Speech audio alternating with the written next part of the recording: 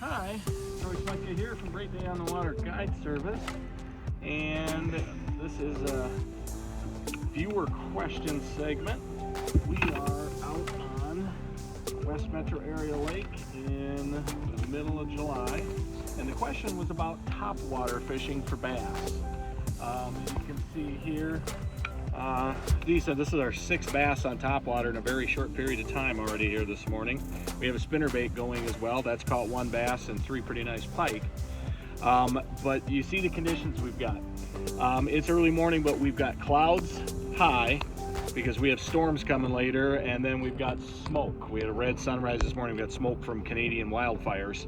I'm gonna get this fish back quick, and then I'll show you the bait and continue talking about what we're doing here.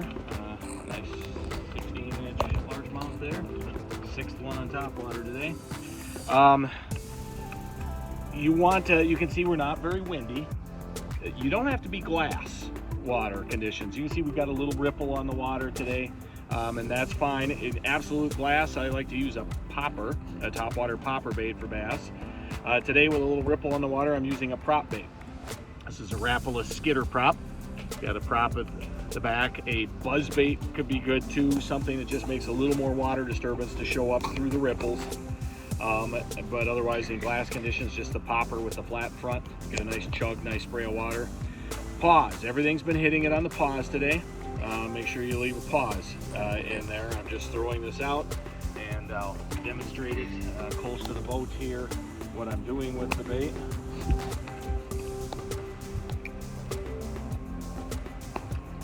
Okay, hits the water, I tighten up the line. You can see it does dives a little bit. The prop spins and sprays some water up.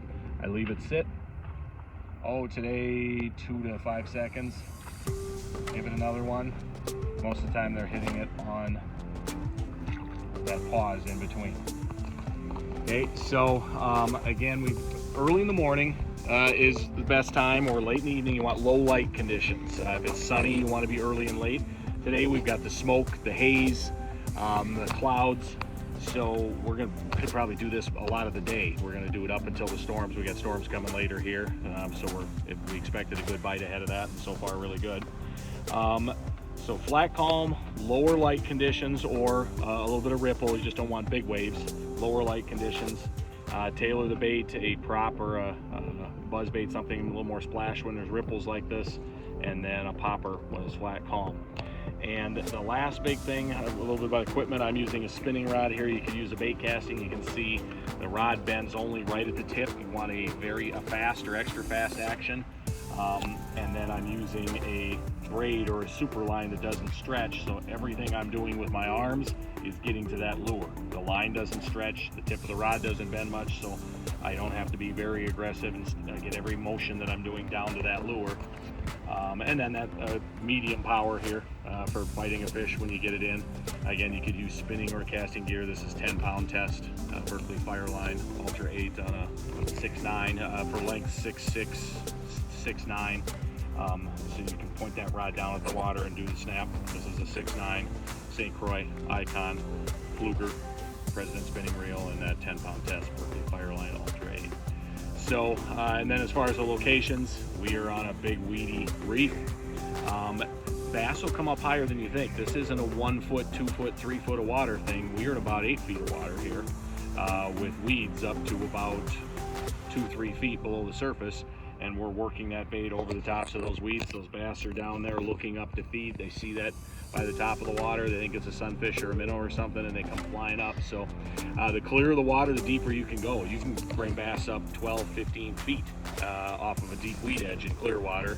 Dirtier water, then you're going to keep that down in that 2 to 5 foot range. And definitely use something that chugs and sputters and makes more noise in dirty water. So that's really all you need to know to get started with some topwater fishing for bass. Thank you to John in Cottage Grove for the question, and keep those questions coming. We'll keep covering them as we get them. Good luck, and I will see you out there somewhere. Next cast after that fish I just released here, take a look in here. 2 largemouth came up at the same time after this topwater bait. One got hooked on the front treble, one got hooked on the back treble. So we decided to net them so we could get them in to add this into the video about topwater fishing for bass. That makes numbers 8 and 9, or no, 7 and 8 now.